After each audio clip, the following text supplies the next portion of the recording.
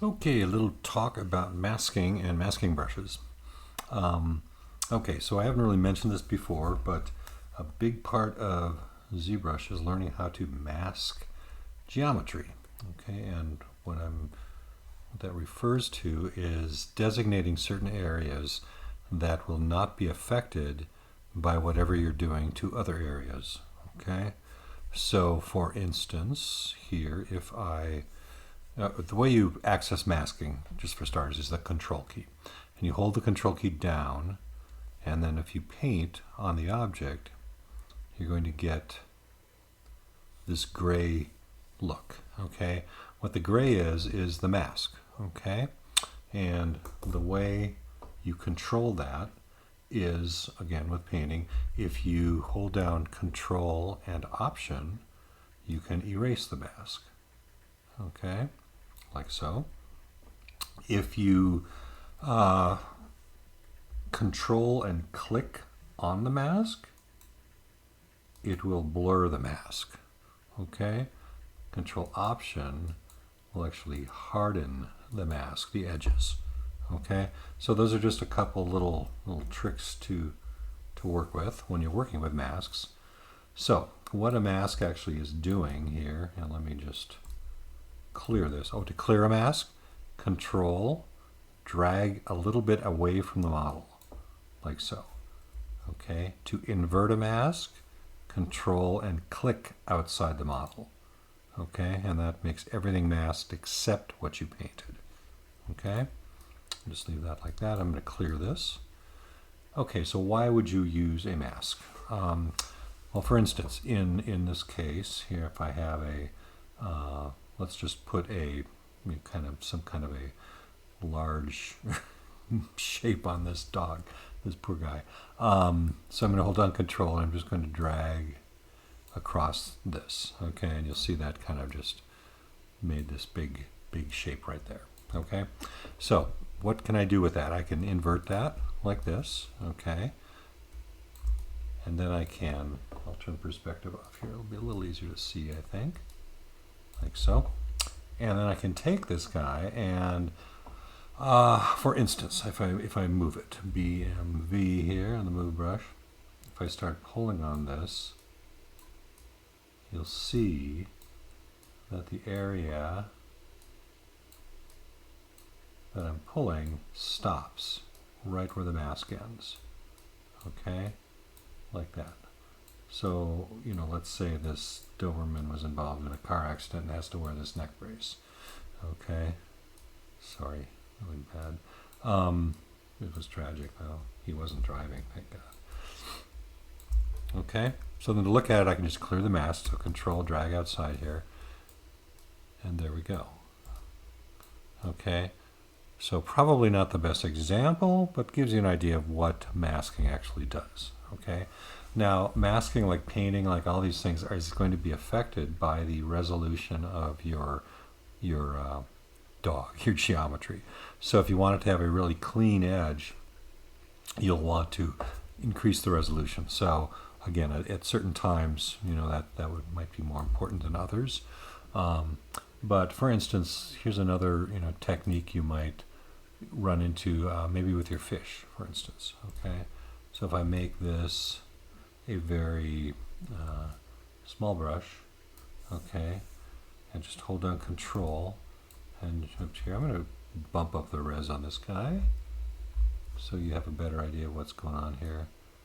Okay, so for instance, if I paint a few dots along his back here like this, and I'm not being very careful about being centered or not. I accidentally hit Control out or Option out there. So here we'll just do one that's even longer, like that.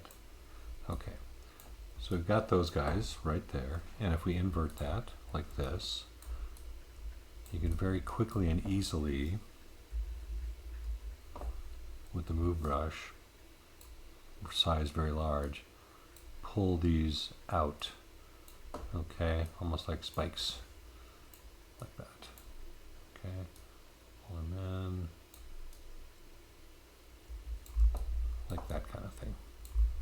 Okay, so again, just kind of playing, and if I had made those masked dots softer on the outside, I would get more of a pointy shape here. I made them pretty hard edge, so, and you can kind of see right there what's going on. Okay, like that. Okay, so if I, inverted that, oops, like this, I could then go in and start, doing other things in here to manipulate those as well. Okay, so that's basic masking and the controls, and I will definitely put those down in your shortcuts. Okay, so you don't have to refer back to this all the time. So there are some specific mask brushes. So if I go back to my standard brush here, like this, and just make this smaller, like this, you'll notice when I hold down Control, these icons change up here. Okay, so what that means is it's actually shifting to a different brush when I hold down Control. So what that is the default is a mask pen, which is basically just like painting in freehand mode with the mask. Okay, but you can change brushes.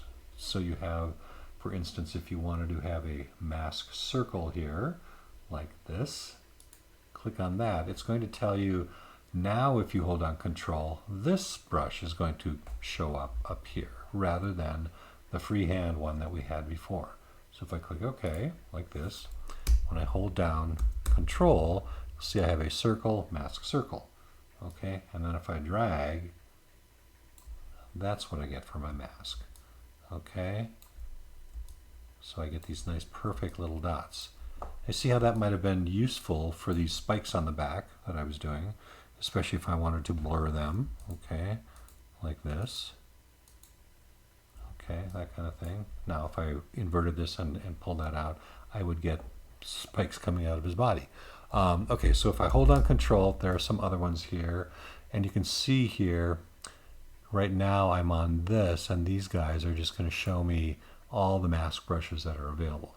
Mask Perfect Circle, Mask Rectangle, Mask Square, Perfect Square, Mask Curve, I'll talk about curve brushes later, and then the Mask Curve Pen and Mask Lasso. Okay, so there are just some different ones you can use. Okay, when you want to have a specific thing, you don't have to always draw it freehand. Okay, so you can control that based on the kind of mask brush you choose in here. Okay, and this is not the only case where this shows up. Sometimes you'll find other brushes that are changed when you pick a different brush. It's going to change a shortcut on you to modify that a bit. Okay, and then also remember with all these things, you can invert them, and you can use the different brushes in here to do different stuff. Okay, so if I just change this to like, it doesn't always have to be the move brush. For instance, if I did like inflate or something like that, I might get a different effect, or flatten, things like that. Just to, let's see, where's inflate? There we go. Okay, so I can just kind of pull these out to make more bubbly looking stuff going on here. Okay, and then if I pull that out, that's what I get. Sorry, I'm making a very ill-looking dog here. Okay, but just to give you the sense of that power of being able to mask something out is a really big deal, because then you can just control very specific areas without getting other things involved. Okay, so consider that for your fish. The obvious example is how would I pull out a fin from the back of something? This is what you would do to start with. It'll give you a great starting point. You just draw a mask line on the back, invert it, and pull it out vertically, and there you go. And you can do the same thing on the sides, and then you can go back in and add little veins on it to make it thick and thin, burrow under it to pull it away from the skin, or attach it differently, all sorts of things. So that's kind of a really important one to use. You'll use masking all the time. And the only other weird thing that sometimes when nothing seems to be working with your object, sometimes you may have inadvertently painted a little mask on there somewhere, and you're trying to do something else, and it's only trying to affect the mask, and you can't find it. So remember this Control drag out here to clear the mask, because a lot of times that'll fix problems that when you seem to be having something going on, you can't quite tell why it's not working. Usually it's because you have a little mask somewhere that you didn't even know existed in there. Okay? So that's it for this one. Ciao, ciao.